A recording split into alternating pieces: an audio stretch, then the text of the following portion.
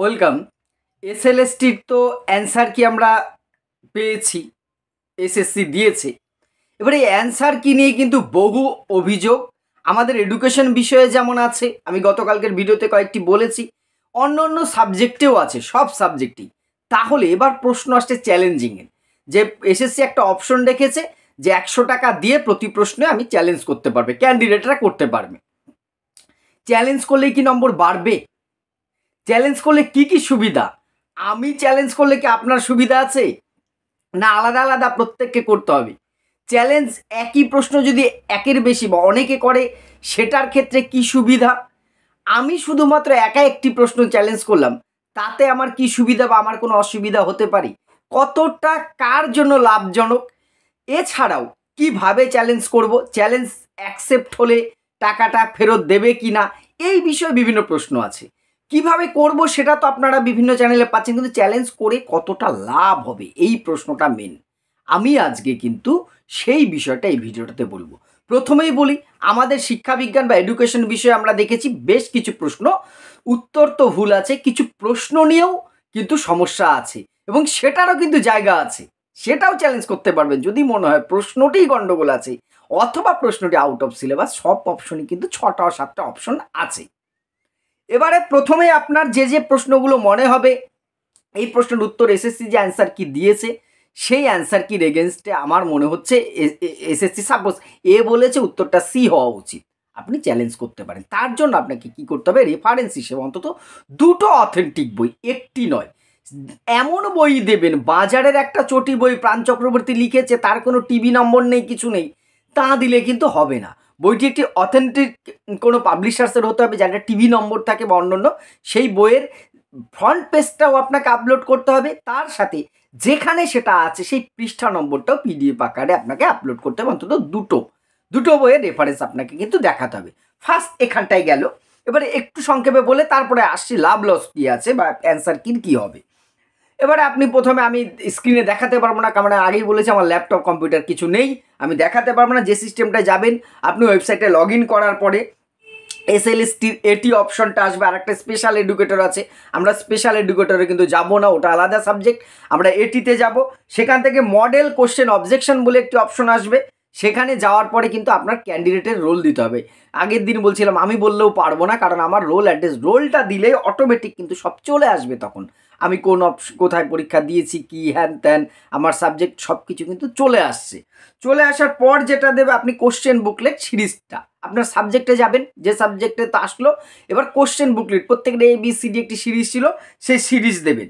এবং তারপরে কি আপনি ওখানে ডিটেলস বলার জায়গা আছে, এসএসসি কি অপশন দিয়েছিল, নম্বর প্রশ্ন নম্বরটা এবার আপনাকে বলতে হবে যে আমি 13 নম্বর প্রশ্নটা চ্যালেঞ্জ করতে চাই। এসএসসি বি বলেছিল, কিন্তু আমার মনে হচ্ছে ডি, বলে আপনি সেই রেফারেন্সটা, যে যদি বললাম দুটো বইয়ের পিডিএফ আপনাকে করে রাখতে হবে, সেই পিডিএফটা দিলে অপশন আসবে এবং তারপর আপনার পেমেন্ট অপশন আসবে এবং ফাইনালাইজেশন অপশন করে রাখবেন। প্রত্যেকটা প্রশ্নের জন্য 100 টাকা, আপনি একাধিক প্রশ্ন 4টে 5টে 6টা কিন্তু আপনি চ্যালেঞ্জ করতে পারেন, তত 100 টাকা আপনাকে দিতে হবে। এবারে যদি আপনার চ্যানেল অ্যাকসেপ্ট হয়ে যায় তাহলে আপনি 100 টাকা ফেরত পাবেন, নচেত ওই 100 টাকা কিন্তু আপনার ওই জামানত, ওটা নিয়ে নেওয়া হলো। এইবার প্রশ্ন, প্রথমেই যে প্রশ্নটা আসছে, এসএসসি কিন্তু একটা কি, তাহলে এটা বেশ কলকাঠি নেড়ে রেখেছে যে একটু উল্টোপাল্টা প্রশ্ন দিয়ে দিই, তাহলে আবার হাজার হাজার ছেলেমেয়েরা একজনা যদি 3টে 4টে করে চ্যালেঞ্জ করে, তাহলে তো একটা ভালো টাকা ইনকামের রাস্তা।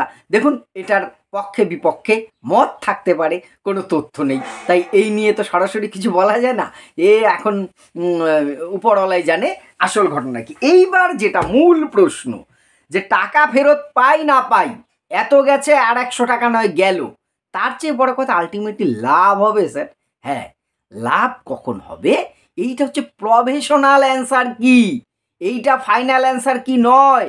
আপনার অ্যান্সার যত চ্যালেঞ্জ হবে, এসএসসি যদি মনে করে হ্যাঁ এই রেফারেন্সগুলো ঠিক আছে, এই উত্তরটা পাল্টানো দরকার, সেই অনুযায়ী ফাইনাল অ্যান্সার কি হবে, সেই ফাইনাল অ্যান্সার কির অনুযায়ী আপনার ওএমআর চেক হবে। এই প্রভিশনাল অ্যান্সার কি দিয়ে আপনার ওএমআর চেক হবে না, আপনাদের চ্যালেঞ্জের ওপর ডিপেন্ড করে নতুন অ্যান্সার কি তৈরি করবে এসএসসি, তার এগেইনস্টেই কিন্তু আপনার খাতাটা ইভ্যালুয়েশন হবে, অর্থাৎ এর বহুত গুরুত্ব আছে, প্রচুর ইম্পর্টেন্স রয়েছে। এইবার কথা হচ্ছে, তাহলে চ্যালেঞ্জ করলে এসএসসি কি একদম ওই চাইলেই দিয়ে দেবে, মহারবাড়ি চেঞ্জ করবে না? অত সহজে চেঞ্জ করবে না। আপনি রেফারেন্স দেবেন, তার একটা এক্সপার্ট টিম আছে, সেই টিম যাচাই বাছাই করে যদি মনে হয় যে হ্যাঁ এই তথ্য প্রত্যেক সাবজেক্টের, এডুকেশনের answer expert team life science দেখবে এটা নয়, কিন্তু হিস্ট্রির এক্সপার্টও যারা হিস্ট্রির কোশ্চেনও দেখবে তারা যে ফিজিক্যাল সায়েন্স দেখবে তা নয়। প্রত্যেক সাবজেক্টের কয়েকজন অধ্যাপক বা যারা বিশেষজ্ঞ ব্যক্তি আছেন তারা, যেমন বিশেষজ্ঞরা প্রশ্ন করেছে তার রেজাল্ট আমরা দেখছি, যাই হোক তারা একটা এক্সপার্ট কমিটি বসে সেখানে আলোচনা করে যেটা ঠিক মনে করবে সেটা কমিশনকে জানাবে, সেই অনুযায়ী ফাইনাল অ্যান্সার কি তৈরি হবে।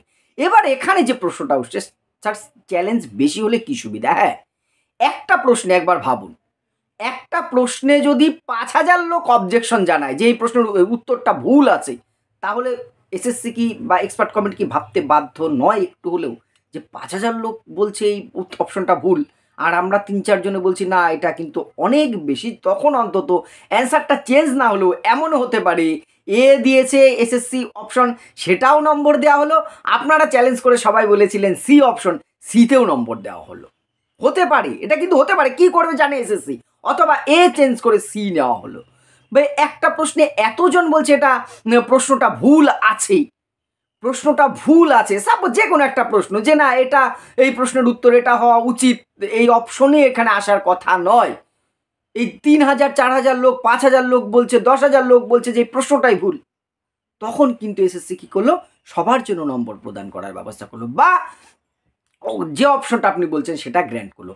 যে প্রশ্নটায় যত বেশি পরিমাণ চ্যালেঞ্জ হবে সেই প্রশ্নটার উত্তরটা কিন্তু আপনাদের পক্ষে যাওয়ার সময়, এবার একটা প্রশ্নে 5 জন চ্যালেঞ্জ করেছে, ওটা আমার তো মনে হয় না ওটা আর ভ্যালিড হবে, কারণ 5 জনও তো মনে হচ্ছে 60খানা প্রশ্নেই কেউ না কেউ জানা জিনিসেও চ্যালেঞ্জ করবে, কমন জিনিসেও চ্যালেঞ্জ করবে, কিছু কিছু ক্ষেত্রে হবেই। তার দৃষ্টিভঙ্গি, বিশেষ করে আমাদের সাবজেক্টের দৃষ্টিভঙ্গি অনুযায়ী মনে হবে না এটা প্রয়োগবাদ না হয় এটা প্রকৃতিবাদ হতে পারতো, এই সাপোজ আমি এমনি বললাম এটা এরকম হতে পারতো। তাহলে চ্যালেঞ্জের সংখ্যা যদি বাড়ে তাহলে কিন্তু আপনার গ্রহণযোগ্যতাটা কিন্তু বাড়বে। তাই ওই, এবং সুবিধাটা সবাই পাচ্ছে, কিন্তু এমন নয় যে চ্যালেঞ্জ করলে আমি সুবিধা পাবো, এখানে কিন্তু এইটার এগেনস্টে আপনার খাতা দেখাই হচ্ছে না, নম্বর পাওয়া না পাওয়াটা এখন আসছে না, এর এগেনস্টে ফাইনাল অ্যান্সার কি এসএসসি তৈরি করবে সেই অ্যান্সার কি দিয়ে কিন্তু খাতা দেখা হবে, আপনার ওয়েমারটা ইভ্যালুয়েশন হবে, এই অ্যান্সার কি দেখে আপনার ওয়েমারটা ইভ্যালুয়েশন হচ্ছে না, ফলে নম্বর বাড়া কমার প্রশ্নটা, হ্যাঁ এখন ধরুন এসএসসি একটা অপশন এ দেওয়ার কারণে আমি নম্বর পাচ্ছিলাম, সেটা যদি সি হয়ে যায় আমার নম্বরটা মাইনাস হয়ে যেতে পারে, কিন্তু যারা সি লিখে নম্বর এতদিন পাচ্ছিল না তারা পাচ্ছে। এই জন্য গতকাল আমি ভিডিওতে বলেছিলাম যে অনেক কিন্তু আমাদের কাট অফ এদিক ওদিক হয়ে যাবে, কাট অফ নিয়ে আমি পরে আর একটা ভিডিও করবো, আপনাকেই বলেছেন। তাহলে যত বেশি চ্যালেঞ্জ হবে তত কিন্তু যে প্রশ্নগুলো আপনারা সহমত হবেন অধিকাংশ ব্যক্তিরা, অধিকাংশ পরীক্ষার্থীরা যে হ্যাঁ এটা ভুল আছে, এটা ভুল, তাহলে তারা চ্যালেঞ্জ করুন।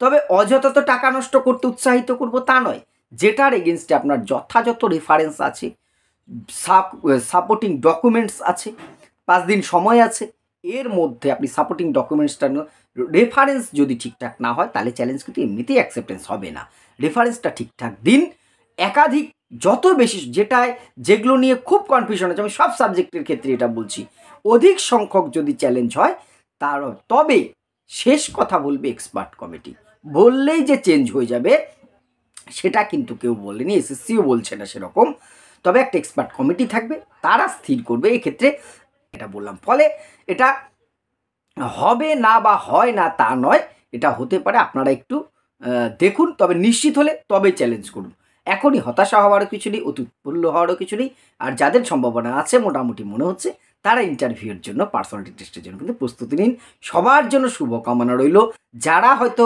কাঙ্ক্ষিত সাফল্য পাননি তাদের জন্য আমি বলবো এটাই শেষ এক্সাম নয়, জীবনে আরও পরীক্ষা আছে, সেদিকেও এগিয়ে যান, নিশ্চয়ই ভালো কিছু হবে। ধন্যবাদ।